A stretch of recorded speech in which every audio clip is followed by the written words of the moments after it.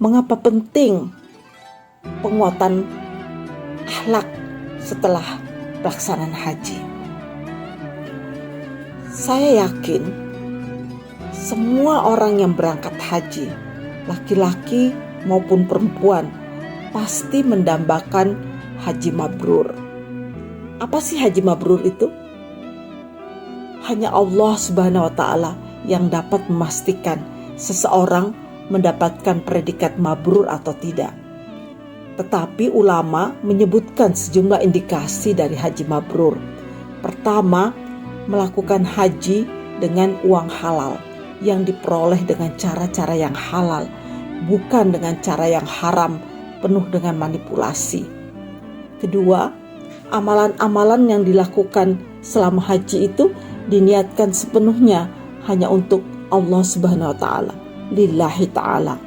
Jadi semua amalan itu dilakukan dengan ikhlas dan penuh kehusyuan.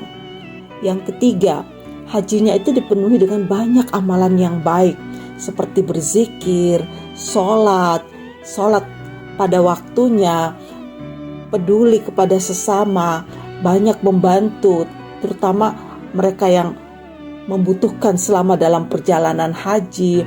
Dan yang keempat itu tidak melakukan maksiat ya selama dalam perjalanan haji.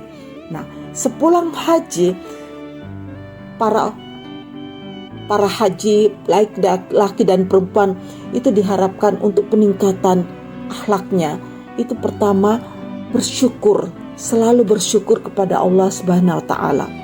Bersyukur atas semua nikmat yang telah dianugerahkan, terutama karena telah dipanggil untuk melaksanakan ibadah haji. Sebab sejatinya sekaya apapun seseorang, tetapi kalau belum mendapatkan undangan dari Allah, dia tidak akan bisa berangkat pergi haji.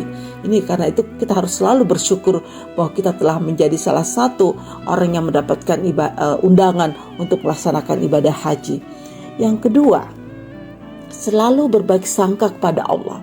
Karena itu berharaplah kepadanya kebaikan yang berlimpah. Kuatkan rasa harap kita kepada Allah, bahwa hanya Allah yang memberikan kebaikan kepada kita. Hanya Allah yang menuntun kita kepada kebaikan. Sesuai dengan hadis qudsi, Rasulullah bersabda, "Ana inda dhanni abdi bi." Jadi Allah itu berfirman melalui hadis qudsi bahwa aku berdasarkan pada prasangka hamba kepada aku. Karena itu jangan pernah berburuk sangka kepada Allah.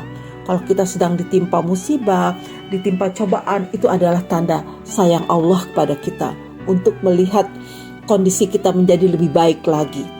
Yang ketiga, selalu menjaga diri dari semua yang membawa kepada kemaksiatan. Karena itu jangan pernah kita membiarkan diri kita ini hanyut pada godaan, hanyut pada iming-iming kemaksiatan dan sebagainya. Nah, yang keempat, kita selalu berusaha meningkatkan kualitas iman dan akhlak kita. Kita selalu iqra, selalu belajar untuk meningkatkan kualitas literasi agama kita. Karena agama itu harus kita selalu perbaharui, akidah kita selalu harus kita tingkatkan, iman kita harus selalu kita jaga. Karena itu tidak ada kata pasif di dalam beragama. Kita harus selalu dinamis meningkatkan kualitas iman kita. Yang kelima, kita selalu harus berusaha meningkatkan kualitas tauhid kita, kualitas ketundukan kita dengan memperbaiki hubungan kemanusiaan dengan sesama. Ini penting sekali. Apakah manusia itu seiman dengan kita atau tidak seiman dengan kita? Yang penting itu adalah manusia ciptaan Tuhan. Karena itu rasa penghargaan kita kepada sesama manusia itu adalah indikasi dari penghargaan kita kepada Sang Pencipta. Menolong kelompok rentan, meningkatkan kepedulian sosial, menjaga kelestarian lingkungan dengan tidak melakukan eksploitasi sumber daya alam demi keselamatan generasi berikutnya. Nah, beberapa ulama menyebutkan bahwa ada 3 tanda-tanda seseorang itu mendapatkan haji mabrur. Yang pertama, melaksanakan 6 jenis amal kebaikan seperti yang tersurat dalam surah Al-Baqarah 177. Nah, 6 jenis amal kebaikan itu adalah: pertama, beriman kepada Allah, hari akhir, malaikatnya, kitab dan para nabinya.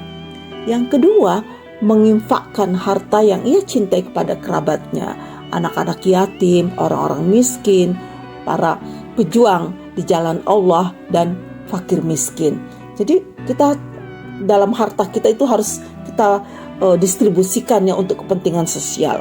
Yang ketiga itu melaksanakan perintah-perintah Allah dalam bentuk ibadah mahdah, ya, mengeluarkan zakat, memenuhi janji, dan bersikap sabar atas segala kesulitan yang kita hadapi. Yang kedua, berkontribusi dan memiliki kepedulian sosial. Ini penting sekali. Jadi Allah itu selalu ya melihat kita, apakah kita itu punya kontribusi yang kuat dalam upaya membangun kemaslahatan dalam kehidupan sosial kita. Kan itu kita tidak boleh menjadi makhluk yang individual, makhluk yang tidak memperhatikan ya kepedulian sosial. Yang ketiga, berusaha menjadi teladan dalam kehidupan masyarakat. Karena itu kita harus punya komitmen untuk menjaga keharmonisan di tengah masyarakat, mengaktualisasikan kepatuhan pada seluruh ajaran agama. Karena itu kita harus menjadi orang yang selalu mengedepankan kebaikan dalam semua aspek kehidupan.